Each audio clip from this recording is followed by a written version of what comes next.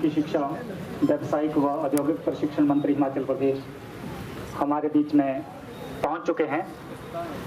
उनके साथ अनेक गणमान्य व्यक्ति साथ में मौजूद हैं। सदन के विधायक श्री नीरज नैयर जी, बीच में स्पेस खाली कर दो जी।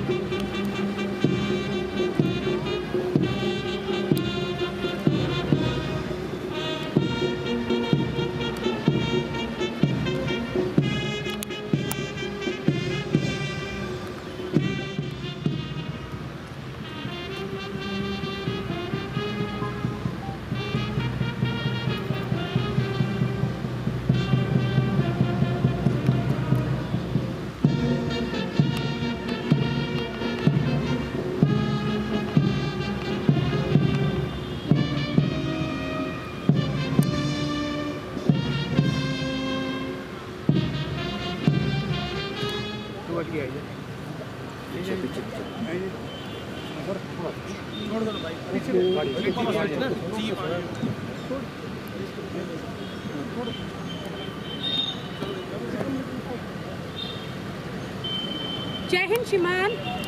परेड आपके निरीक्षण के लिए उपस्थित है श्रीमान। जय हिंद श्रीमान।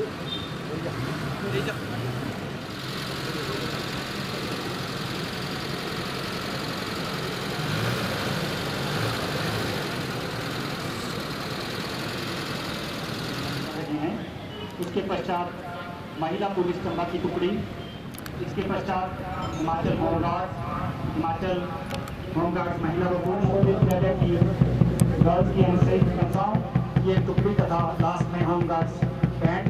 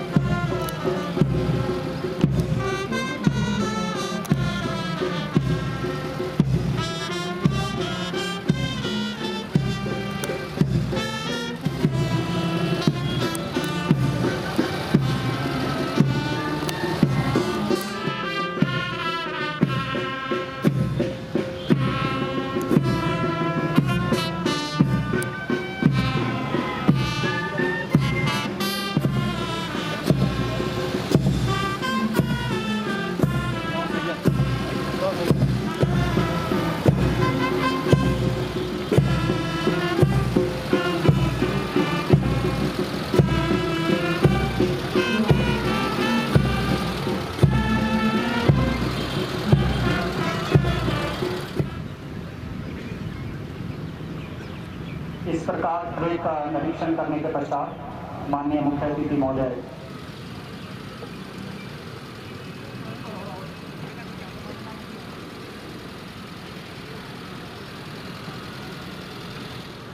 जय हिंद श्रीमान। परेड श्रीमान। जय हिंद श्रीमान। परेड कमांडर पंकज द्वारा परेड को सलामी मंच से गुजारने की चल। फोटो खींचने वाले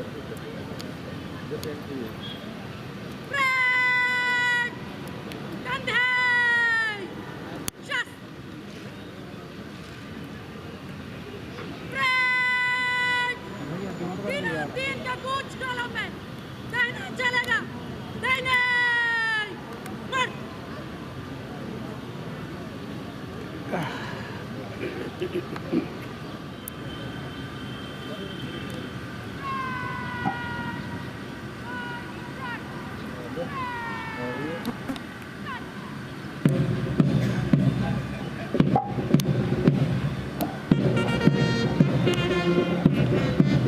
इस प्रकार कदम से कदम मिलाते हुए इस्लामी मंच की ओर आगे बढ़ते हुए परेड और विभिन्न पुलिस होमगार्ड्स के अलावा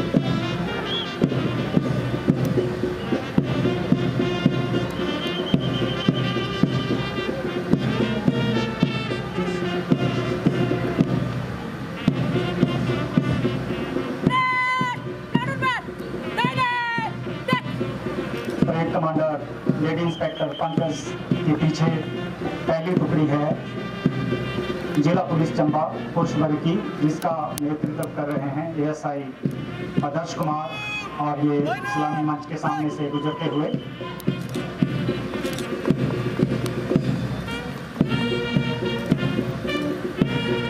इसके पश्चात है लेडी ASI सुरेश ठाकुर की अगुवाई में जिला पुलिस चंबा महिला वर्ग सलामी मंच के समक्ष से गुजरते हुए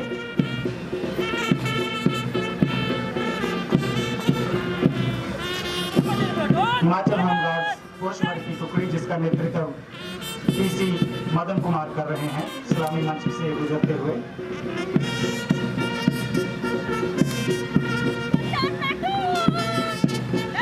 हिमाचल होमगार्ड्स महिला वर्ग की टुकड़ी, जिसका नेतृत्व SPC रंजना कुमारी कर रही हैं सलामी मंच। हिमाचल प्रदेश की टुकड़ी BO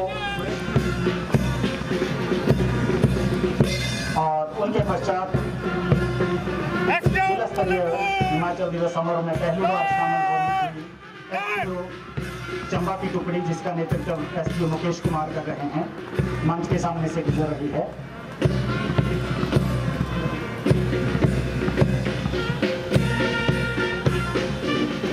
राजकीय महाविद्यालय चंबा की NCC गर्ल्स की टुकड़ी महक के नेतृत्व में मंच के समक्ष से गुजरते हुए, और उनके पीछे है Pandit Jawaharlal Nehru government nursing college Chamba की टुकड़ी, जिसका नेतृत्व दीपिका डोगरा कर रही हैं, सलामी मंच के सामने से गुजर रही है।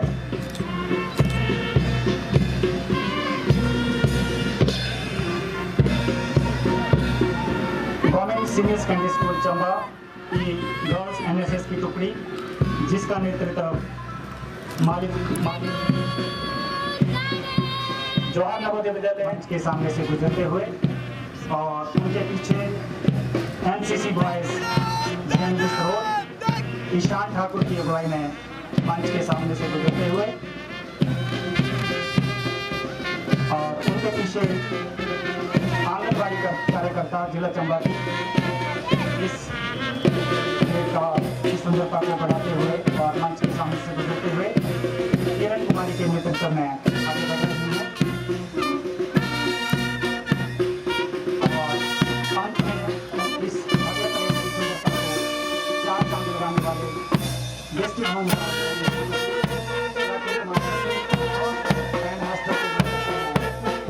हृदय परेड का खूबसूरत नजारा अपना स्थान ग्रहण कर ले। प्रशिक्षण मंत्री हिमाचल प्रदेश परम आदरणीय राजेश धर्माणी जी से कि वो कृपया आज के शुभ अवसर पर हम सबको संबोधित करें। आप सबको हिमाचल दिवस की हार्दिक बधाई देता हूं और सभी जिला वासियों के खुशहाल जीवन की कामना करता हूं।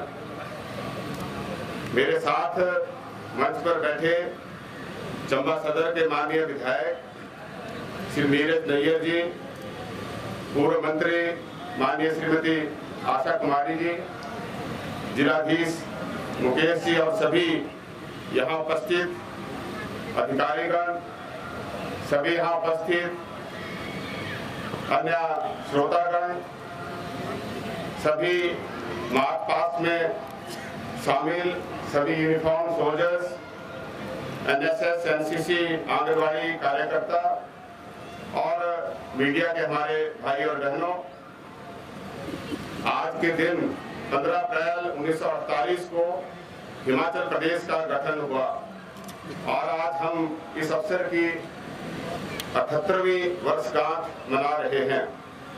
यह दिन हम सभी के लिए एक ऐतिहासिक दिन है। देश की आजादी के 8 महीनों के बाद सन 1948 को आज ही के दिन हमारा खूबसूरत प्रदेश 30 छोटी बड़ी पहाड़ी रियासतों के विलय से चीफ कमिश्नर प्रोविंस के रूप में वजूद में आया।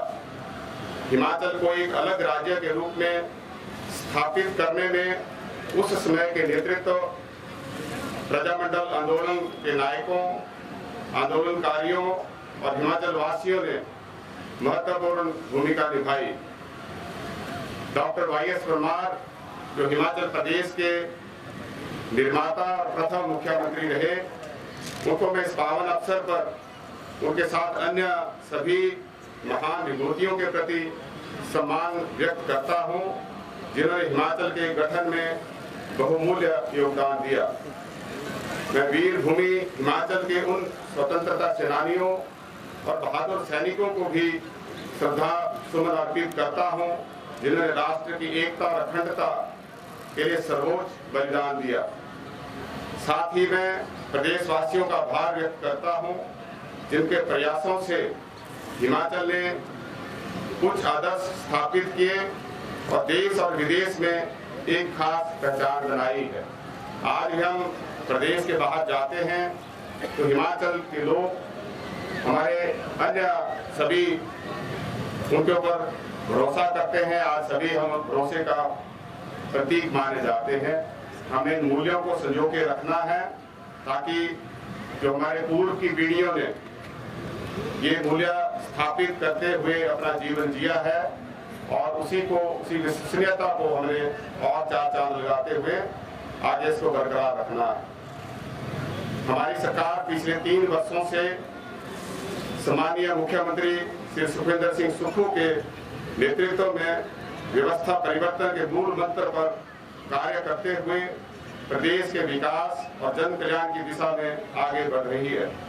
हमारा संकल्प है कि आने वाले वर्षों में हिमाचल प्रदेश आत्मनिर्भर और देश का सबसे समृद्ध राज्य बनकर उभरे। प्रदेश की पूर्व सरकार की खराब आर्थिक नीतियों के कारण हमारा प्रदेश आर्थिक संकट के दौर से गुजर रहा है। पूर्व सरकार हम पर 76,000 करोड़ रुपए से अधिक का कर्ज तथा कर्मचारियों की देनदारियों के रूप में लगभग 10,000 करोड़ रुपए का आर्थिक बोझ छोड़कर गई है। पूर्व सरकार के खराब वित्तीय प्रबंधन के कारण आज हिमाचल को कर्ज का मूल और ब्याज चुकाने के लिए भी कर्ज लेना पड़ रहा है। इससे उबरने के लिए हमने ठोस एवं कड़े निर्णय लिए और नए संसाधन जुटाने पर ध्यान केंद्रित किया, ताकि हिमाचल को आर्थिक दृष्टि से आत्मनिर्भर बनाया जा सके। इस दृष्टि से हमने उन लूप होल्स को भी प्लग किया है जहां पे भ्रष्टाचार के दरवाजे खुलते थे। आज उसका नतीजा है कि हमने लगभग 3800 करोड़ रुपए अतिरिक्त राजस्व भारतीय जनता पार्टी के शासनकाल के पहले 3 वर्षों के तुलना में अधिक राजस्व कमाया है। पिछले 73 वर्षों से हिमाचल प्रदेश को राजस्व घाटा अनुदान RDG निरंतर मिल रहा था। अब इस अनुदान को अचानक इस वित्तीय वर्ष से भारत सरकार ने बंद कर दिया है, जिसकी वजह से हमें 8 से 10,000 करोड़ रुपए वार्षिक नुकसान होगा। हमारी सरकार ने पहले दिन से ही संसाधन जुटाने पर ध्यान केंद्रित किया और पिछले 3 वर्षों में 39,500 करोड़ रुपए से अधिक का राजस्व अर्जित किया।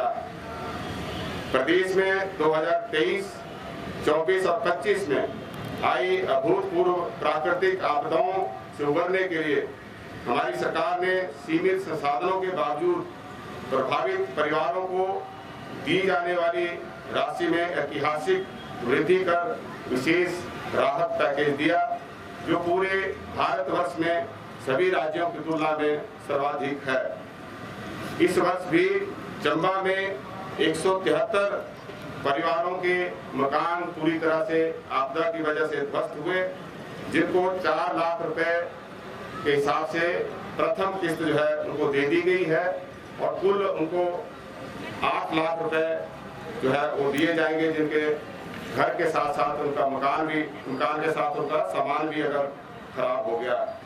और 1214 ऐसे आंशिक तौर पे क्षतिग्रस्त मकान मालिकों को भी 1 लाख रुपए के हिसाब से राहत दी गई है। प्रदेश के 1,36,000 कर्मचारियों को आर्थिक सुरक्षा और सम्मान प्रदान करते हुए हमारी सरकार ने ओल्ड पेंशन स्कीम बहाल की है। चंबा जिला में अकेले जल शक्ति विभाग के अंतर्गत जल जीवन मिशन के तहत 240 योजनाओं पर 492 करोड़ रुपए खर्च किए जा रहे हैं।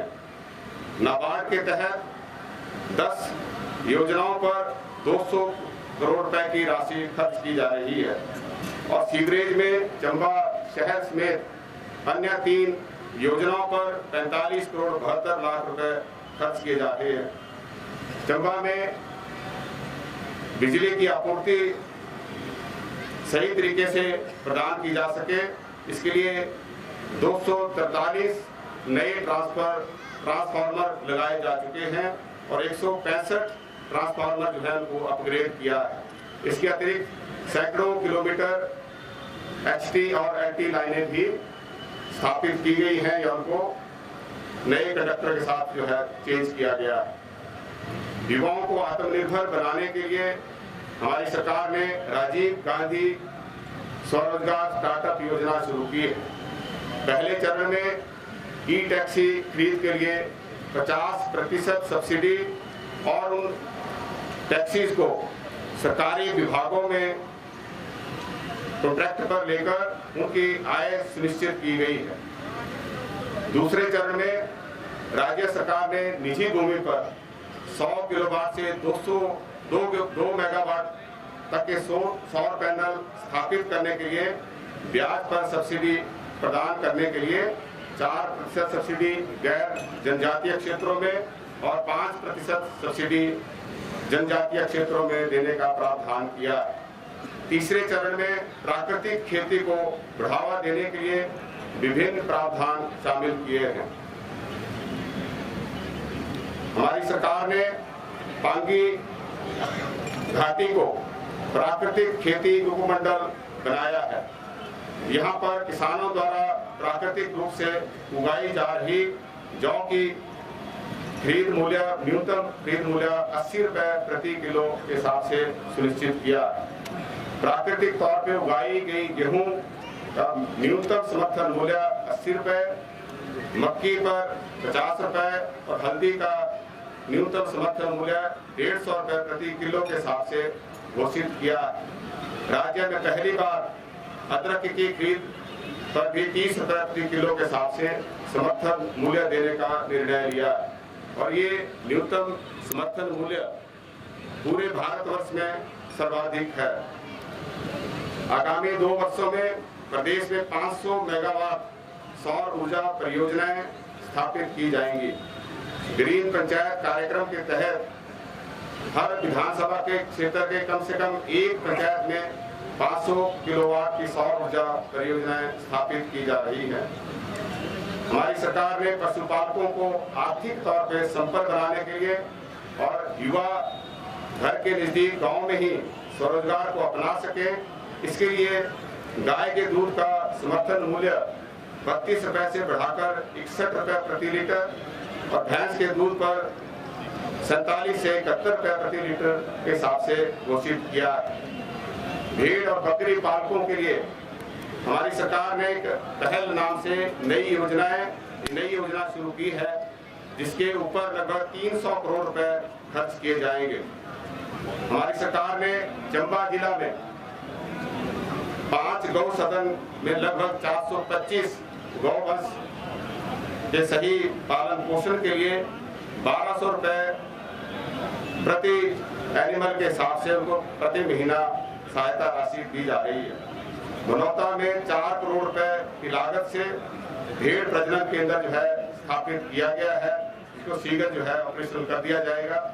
और इसके अतिरिक्त जो मुख्यमंत्री मछुआरा सहायता योजना के तहत जहां पिछली सरकार के समय में उनसे 15% रॉयल्टी ली जाती थी, हमने उसको घटाकर 1% कर दिया है।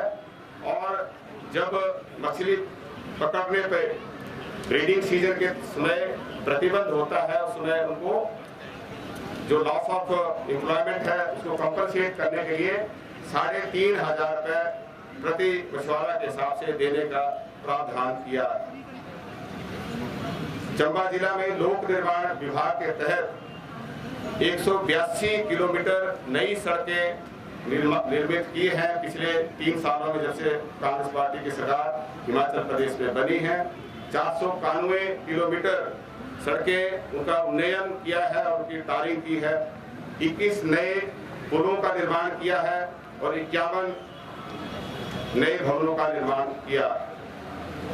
लोगों को राजस्व संबंधी समस्याएं ना आ सके, इसके लिए विशेष राजस्व अदालतों का आयोजन किया है, जिसमें लाखों परिवारों को जो है पूरे प्रदेश के अंदर सहायता मिली। स्वास्थ्य क्षेत्र हमारी सरकार की शीर्ष प्राथमिकताओं में है। प्रदेश सरकार 15 से 20 वर्ष पुरानी मशीनों और उपकरणों को बदलने के लिए विशेष योजना शुरू कर रही है, जिसके ऊपर पूरे प्रदेश में 3000 करोड़ रुपए खर्च किए जाएंगे। हर विधानसभा क्षेत्र के अंदर एक आदर्श स्वास्थ्य संस्थान डेजिग्नेट किया है, जिसमें कम से कम 6 स्पेशलिस्ट डॉक्टर तैनात किए जा रहे हैं। चंबा मेडिकल कॉलेज को स्ट्रेंथन करने के उद्देश्य से 194 करोड़ रुपए स्वीकृत किए हैं। 40 ICU बेड जो है वो स्वीकृत किए हैं और कार्डियक केयर यूनिट जो है उसको स्थापित किया है और सैकड़ों फैकल्टी पोजीशंस, पैरामेडिकल स्टाफ की पद जो है वो सृजित किए हैं और 25 जो है वो PG सीटें भी यहाँ पर स्वीकृत की हैं, ताकि चंबा मेडिकल कॉलेज को सही तरीके से चलाया जा सके और यहाँ पे चंबा जिले के लोगों को कहीं बाहर जाना ना पड़े। कल ही मुझे कुछ लोग कह रहे थे कि जब से चंबा मेडिकल कॉलेज सुचारू रूप से काम करना शुरू किया है पिछले 3 सालों के अंदर, तब से पठानकोट में कई ऐसे प्राइवेट निजी हॉस्पिटल थे जहां पे जो है अब चंबा के लोग नहीं जाते हैं और चंबा के लोगों का करोड़ों रुपए का जो है इस पर फायदा होना शुरू हुआ है।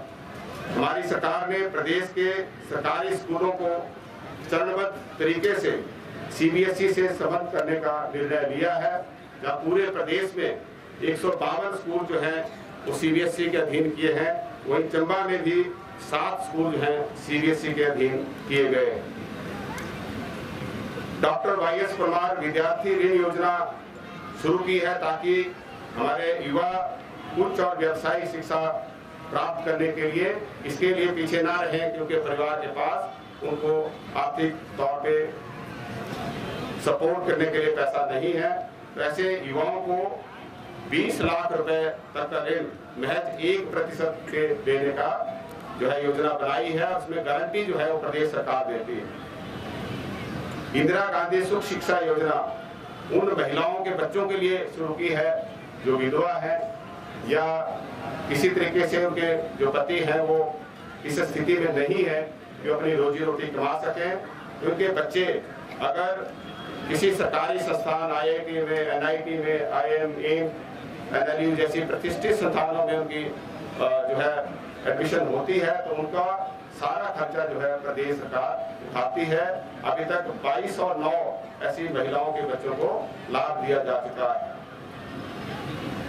मुख्यमंत्री सुख आश्रय योजना जो सरकार बनने के बाद पहली योजना, जिसका मुख्यमंत्री जी ने अब सचिवालय में अपनी कुर्सी पर बैठने से पहले इसका शुरुआत की थी। आज उसके तहत लगभग 6000 ऐसे निराश्रित बच्चों को चिल्ड्रन ऑफ द स्टेट का दर्जा दिया है और उनको जो है घर बनाने के लिए, उस शिक्षा के लिए, स्टार्टअप कोई आरंभ करने के लिए, अगर भूमि घर बनाने के लिए नहीं है तो भूमि देने का प्रावधान, पॉकेट मनी का, और साल में कम से कम एक बार वो किसी अपने एक असिस्टेंट, किसी को अपने रिश्तेदार या किसी सहयोगी के साथ घूमने जा सकते हैं, जिसका सारा खर्चा जो है वो सरकार उठाती है। पिछले 3 सालों में सामाजिक सुरक्षा पेंशन के 99,799 मामले नए मंजूर किए। प्रदेश सरकार प्राकृतिक, धार्मिक, ऐतिहासिक, आध्यात्मिक, साहसिक और स्वस्थ पर्यटन को बड़े स्तर पर बढ़ावा दे रही है। कांगड़ा जिला को पर्यटन की दृष्टि से राजधानी के तौर पर विकसित करने का निर्णय लिया। कांगड़ा हवाई अड्डे का विस्तार किया जा रहा है, जिसके ऊपर लगभग 3,349 करोड़ रुपए रिहेबिलिटेशन एंड रीसेटलमेंट प्लान के स्वीकृत किए हैं। हमारी सरकार कांगड़ा हवाई अड्डा के समीप कांगड़ा येरो सिटी नाम से एक नया शहर विकसित करने जा रही है और इसके अतिरिक्त 2 अन्य शहर हिम चंडीगढ़ जो बद्दी के साथ में स्थापित किया जाएगा और हिम पंचकूला जो पंचकूला के साथ सिरमौर जिले और सोलन की बाउंड्री पर स्थापित करने के लिए सरकार ने काम शुरू किया है, उसकी तरफ हम आगे बढ़े हैं। चंबा जिला इसकी कनेक्टिविटी सुधर सके, ये जरूरी है कि हम इसको जो चौड़ी जोत है उसके नीचे से टनल बनाकर और जो होली उतराना है उसे टनल बनाकर उसकी तरफ हम आगे बढ़ सकें। इसको पीपीपी मोड पर करने के लिए सरकार ने जो है वो निर्णय लिया, उसकी तरफ हम आगे बढ़े हैं। स्थानीय यहाँ पे हमारे सम्मानीय विधायक नीरज नैयर जी ने यहाँ पर पार्किंग की सुविधा प्रदान करने के लिए, व्यवसायिक परिसर बनाने के लिए और जो हमारा यहाँ पर मेडिकल कॉलेज है इसको सही तरीके से सुचारू रूप से चलाने के लिए हमेशा जो है प्रयास किए हैं और इसकी हम काफी हद तक ये सफल हुए। सैलानियों को इको पर्यटन के साथ जोड़ने के लिए हमने नए इको टूरिज्म स्थल विकसित करने का निर्णय लिया है। हमारा ये चंबा शहर अपने आप में खूबसूरत है, प्राकृतिक दृष्टि से इसको यूनिक बनाया है। चंबा का चौगान, चंबा में जो हमारे लक्ष्मी नारायण के मंदिर है, भरमौर के हमारे 84 मंदिर है और जो यात्रा हमारे यहाँ पे चलती है भरमौर में और साथ में हमारे जो चामुंडा मंदिर है, सूई माता का मंदिर है, चंबा के हमारे थाल है, चंबा की चप्पल है, चंबा की जरीस है, चंबा का चुक है, चंबा की धाम है और ये सारी चीजें चंबा को पूरी दुनिया में यूनिक बनाती है। हमें इस यूनिकनेस को बनाए रखना है। जो लोग इस व्यवसाय से जुड़े हैं हम उनको भी सरकार की योजनाओं के तहत एक प्रशिक्षक के तौर पे एनरोल कर रहे हैं ताकि उनके पास जो हुनर है उसको हम आने वाली पीढ़ियों को भी उनके द्वारा जो है प्रशिक्षित की जा सके, इसकी तरफ विशेष कदम उठाए जा रहे हैं। और इसके अतिरिक्त हमारे चंबा में जो पॉलिटेक्निक है और बनीखेत में पॉलिटेक्निक है, ITI है, इनको स्ट्रेंथन करने की तरफ भी हमने जो है कार्य करना शुरू किया है। बहुत जल्दी उसके भी अच्छे परिणाम जो है आपको देखने को मिलेंगे। मकसद एक ही है कि हम बच्चों को क्वालिटी ट्रेनिंग दे सकें, क्वालिटी एजुकेशन दे सकें और इस दृष्टि से हम पिछले कई सालों की तुलना में काफ़ी आगे बढ़े हैं। जब हमारी सरकार बनी थी तो हम शिक्षा क्वालिटी एजुकेशन के दृष्टि से पूरे देश के अंदर 21वें स्थान पर थे, लेकिन पिछले साल जो उसका सर्वे हुआ उसमें हम 5वें स्थान पर पहुंचे हैं, जो हमारे लिए एक बड़ी उपलब्धि की बात है। हिमाचल प्रदेश में को हम चिट्टा मुक्त बना सकें, इसके लिए विशेष अभियान पिछले दिनों माननीय मुख्यमंत्री जी ने शिमला से इसकी शुरुआत की थी, जो बाद में धर्मशाला, बिलासपुर और देश प्रदेश के अन्य स्थानों पर भी जो है आयोजित किए गए हैं और इसको हम और अच्छे तरीके से इंस्टीट्यूशनलाइज कर सकें। जहां डी-एडिक्शन सेंटर स्थापित किए जा रहे हैं वहाँ पे सेंटर ऑफ एक्सीलेंस सिरमौर जिले में जो है 100 करोड़ रुपए खर्च करके स्थापित किया जा रहा है। हर ब्लॉक के अंदर हम खेलों के माध्यम से चिट्टे पे प्रहार कर सके, इसके लिए एक नई योजना खेलो हिमाचल चिट्टा मुक्त अभियान शुरू करने की इस साल के बजट में प्रावधान किया गया है। इसके तहत युवाओं को नशे की लत विशेषकर चिट्टे से दूर कर खेलों के माध्यम से अनुशासन, प्रतिस्पर्धा और सकारात्मक जीवन शैली की ओर जो है अग्रसर किया जाएगा। हिमाचल दिवस के शुभ अवसर पर आइए हम सब मिलकर शपथ लें कि हिमाचल प्रदेश को चिट्टा मुक्त बनाएंगे और अपने युवा पीढ़ी को नशे से दूर रहते हुए एक जिम्मेदार नागरिक और ऐसा व्यक्ति के तौर पे उनको डेवलप करने के लिए अपना योगदान देंगे, ताकि वो पूरे समाज की जिम्मेदारी और अपने परिवार की जिम्मेदारी, खुद की जिम्मेदारी सही तरीके से निभा सके। हम सबको विश्वास है कि अच्छी सरकार की अच्छी नीतियों के कारण और जन सहयोग से आने वाले वर्षों में हिमाचल प्रदेश एक आत्मनिर्भर प्रदेश बनेगा और देश के सबसे समृद्धशाली राज्यों में बनकर उभर आगे आएगा। हिमाचल दिवस के इस अवसर पर पुनः मैं आप सभी को बहुत बहुत बधाई देता हूँ, शुभकामनाएं देता हूँ। आप सबका जीवन सुखमयी रहे। हम सब मिलकर एक अच्छी विरासत जो है बनाने के लिए प्रयास करें, ताकि जो अच्छी विरासत हमें मिली है उसको चार चांद लगाते हुए आने वाली पीढ़ी को हम सौंपें। चंबा की हमारी जो नेचुरल ब्यूटी है इसको हमें बरकरार रखते हुए, चंबा की जो बहुत अच्छी यहाँ पे परंपराएं हैं, अच्छी संस्कृति है, हमारे जो गद्दी कल्चर है पहाड़ों में, उसको बरकरार रखते हुए, हमारे चंबा की जो जबान की जो ब्यूटी है इसको बरकरार रखते हुए हमें आगे बढ़ना है। और चंबा खुशहाल होगा तो हिमाचल समृद्ध होगा, चंबा समृद्ध होगा तो तभी हिमाचल जो है वो समृद्ध बनेगा, चंबा विकसित होगा तभी जो है हमारा देश और प्रदेश विकसित होगा। इसी संकल्प के साथ हमें आगे बढ़ना है। बहुत बहुत शुभकामनाएं, बहुत बहुत धन्यवाद। जय हिंद, जय हिमाचल। इसके पश्चात आज के इस आयोजन की अगली कड़ी सांस्कृतिक कार्यक्रम, जिसमें सबसे पहले जबकि प्रस्तुति लेकर आ रहा है, प्रतिभागी बच्चों से निवेदन रहेगा कि जैसे ही उनका नाम अनाउंस किया जाता है तुरंत मंच पर अपनी प्रस्तुति के लिए आ जाएं। और इस कार्यक्रम के इस सांस्कृतिक कार्यक्रम में पहली प्रस्तुति के बाद तैयार रहें। दूसरे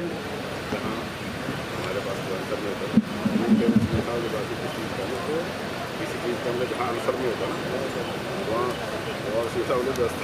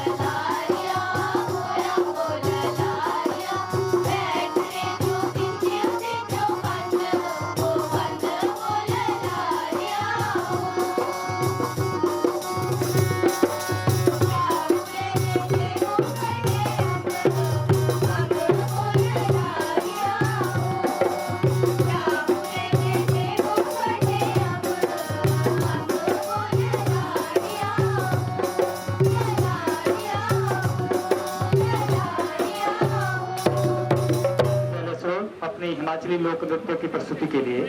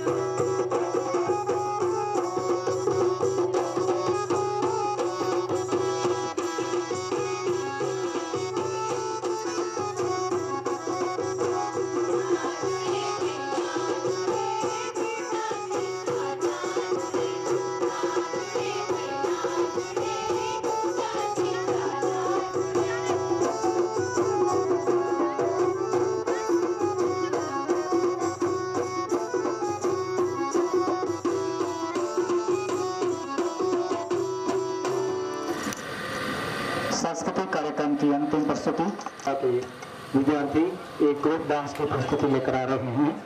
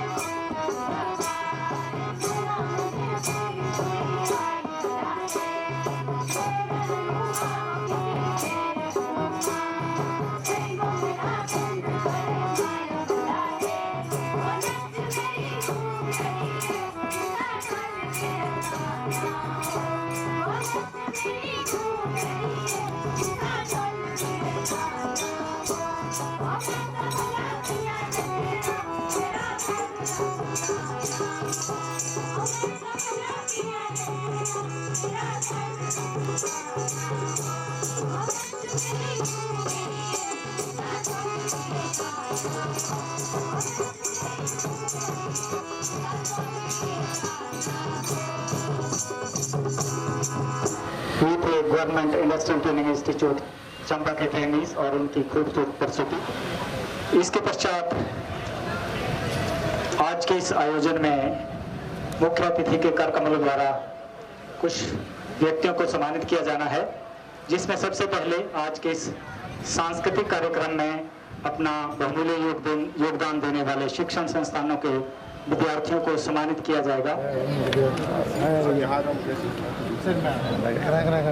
government millennium polytechnic college Sarol के विद्यार्थी सरोल के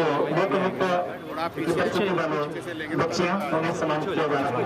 और तैयार है इसके पश्चात गवर्नमेंट ITI चंबा के उत्तर प्रस्तुत किया जिन्होंने ITI चंबा। इसके बाद तैयार है जिन्होंने बाइक के स्टूडेंट्स इसके पश्चात आमंत्रित हैं। आगे देखो तो सर थोड़ा यहाँ ठीक है, थैंक यू। चलो बेटा आगे देखो, शाबाश।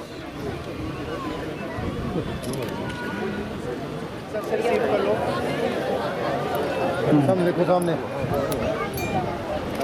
इसके पश्चात विद्युत विभाग के परवेश कुमार वरिष्ठ कार्यकारी क्षेत्र के दौरान अपने विभाग से संबंधित उत्कृष्ट कार्य किया है। ठीक है।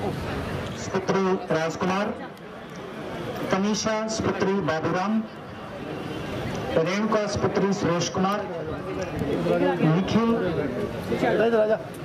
गौतम साना श्री ओम प्रकाश 100% सफलता प्राप्त की।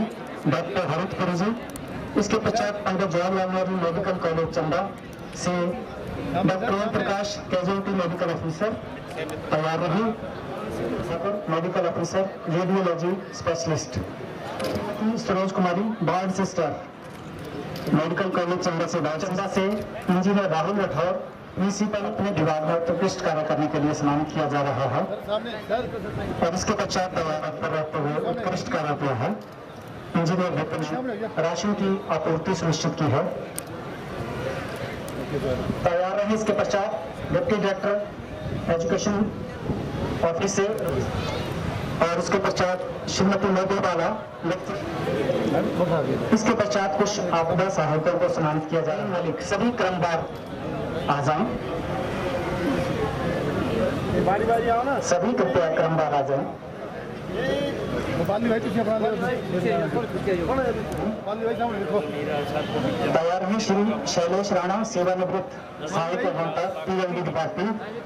श्री शैलेश राणा ने मणिमहेश यात्रा 2025 के दौरान आई भीषण आपदा में अद्वितीय साहस और नेतृत्व का परिचय चलकर चिकित्सा सहायता प्राप्त की, जो कि उनकी असाधारण सहन शक्ति कर्तव्य निष्ठा का उत्कृष्ट उदाहरण पेश किया है। जो PLD शैलेश राणा जी मंच के नजदीक आ जाएं।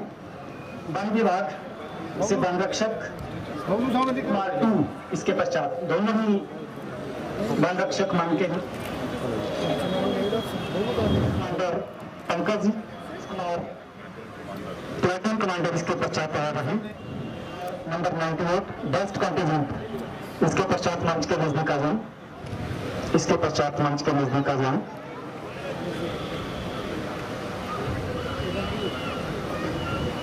PC Madan Kumar allrounders platoon commander PC Madan Kumar मंच के नजदीक आ, इसके पश्चात मंच के नजदीक आ जाएं।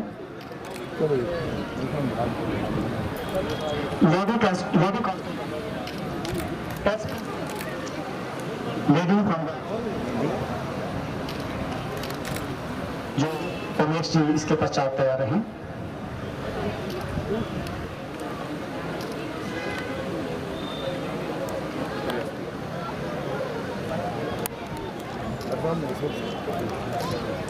PC मिस नेहक इसके पश्चात तैयार है। इसके पश्चात मंच के नजदीक आ जाए। और कैडेट की तरह यार की टुकड़ी की platoon commander miss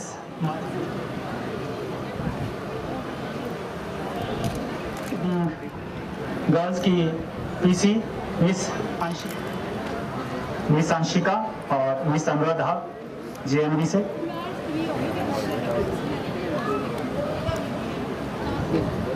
NCC boys Sarol JNV Sarol. Contingent Shrimati Sunil Kumari. Home guards band के band master PC Son Singh, जो कि प्लाटून कमांडर थे, ये भी मंच के नजदीक आ जाएं। तैयार रहें। सब इंस्पेक्टर हेड कांस्टेबल साबर हुसैन, ये भी।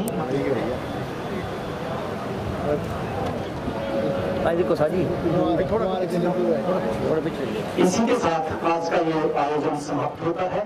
आज के इस जिला स्तरीय आयोजन को सफल बनाने में जिला प्रशासन से जुड़े अधिकारियों कर्मचारियों तथा विभिन्न विभागीय अधिकारियों कर्मचारियों के अलावा आप समस्त स्थानीय जनता का भी बहुत बहुत धन्यवाद। जय हिंद, जय हिमाचल। पहले तो मैं 78वें हिमाचल दिवस की सभी प्रदेशवासियों को बधाई देता हूं। हिमाचल से बाहर जो लोग रह रहे हैं, चाहे विद इन कंट्री हैं या अब्रॉड रह रहे हैं, उन सबको भी मैं इस शुभ अवसर पर बधाई देता हूं और उम्मीद करता हूं कि सब मिलकर हम हिमाचल को आगे ले जाएंगे। हिमाचल को आत्मनिर्भर बनाने के लिए हिमाचल एक विकसित राज्य बने, उसकी तरफ हम सबको मिलकर प्रयास करने हैं और हम इसमें कामयाब होंगे निश्चित तौर पे, ऐसा हमें उम्मीद है। तकनीकी शिक्षा विभाग भी है सर आपके पास? हाँ, तकनीकी शिक्षा विभाग से जुड़े हमारे यहाँ 2 पॉलिटेक्निक हैं चंबा में, और पिछले कल मैंने बनीखेत पॉलिटेक्निक का भी मैडम आशा कुमारी जी के साथ विजिट किया था। और यहाँ पे भी हमारा चंबा में पॉलिटेक्निक है, मिलेनियम पॉलिटेक्निक कॉलेज, काफ़ी चर्चा नीरज नैयर से उनके साथ हुई और इसको हम एक इंस्टीट्यूशन ऑफ एक्सीलेंस के तौर पे डेवलप करने के लिए प्रयासरत हैं और इसमें जो भी सरकार की तरफ से करने का है उसको हम करेंगे ताकि बच्चों को एक क्वालिटी ट्रेनिंग मिल सके। हमारे यहाँ से बच्चे इतने सक्षम हों कि ना सिर्फ वो हिमाचल के अंदर, इंडिया के अंदर, बल्कि कहीं भी अगर उनको इंटरनेशनल प्लेसमेंट भी मिलती है, उसकी तरफ सरकार ने ओवरसीज़ प्लेसमेंट सेल अलग से पिछले साल बनाया है, उसमें अच्छे रिजल्ट हमें मिल रहे हैं। हमारी ये कोशिश है कि जो बच्चे डिप्लोमा करके निकलें उनको हम एड ऑन कोर्सेज, जैसे 3 मंथ 6 मंथ्स का 1 ईयर का, उसकी तरफ भी हम आगे बढ़ रहे हैं। स्किल एकेडमी हमने इस साल बजट में माननीय मुख्यमंत्री जी ने अनाउंस की है ताकि हम बच्चों को जॉब रेडी बना सकें। या एंटरप्रेन्योरशिप की तरफ भी हम एक अलग से प्रावधान कर रहे हैं। डायरेक्टरेट लेवल पे हमने डिप्टी डायरेक्टर एंटरप्रेन्योरशिप डेवलपमेंट के लिए एक डेडिकेटेड जो है ऑफिसर की पोस्ट निकाली है। और उसका काम यही है कि हर ट्रेड, हर लेवल के बच्चों के लिए कैसे उनके माइंड में एंटरप्रेन्योरियल माइंडसेट जो है उनका डेवलप किया जाए, और जो स्वरोजगार से रिलेटेड स्कीम्स हैं, चाहे राज्य सरकार की हैं, केंद्र सरकार की हैं, उनके साथ उनको रूबरू कराया जाए और उसकी तरफ एनकरेज किया जाए। इस तरफ हम आगे बढ़ रहे हैं।